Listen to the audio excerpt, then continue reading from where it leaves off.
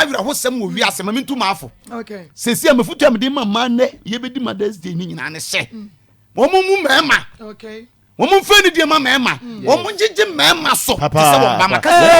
wo be so awale ye a okuru fa ne se first born tie ni ye me ne me yire ke ye nya problem awale mu nyina ye mentafo na mo wo mu no wo se de ameka wo be kwa na jote ni kroko wo abra ko fi wo be na nkura na ba ko kura no fu bunko ne ba ko kura na do mu fo na ya wodia no fu no ya wodia na kwa no fu no e ya wodia na no fu wodia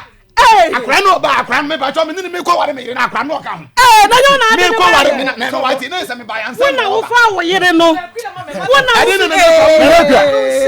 na sorry we sha say dia ani adwa da ba yire wa ha o wo ma no fu so so wo kwakọ na no fu nkwala dia wọ́n ke se no fu nkwala dia na nya nkwala dia me me akwala no me se akwa me ko ware me ba ko bi etia de no nkwala no mu tia say mo nkwala ne no fu na say ha me enti misre e man fa ni die mama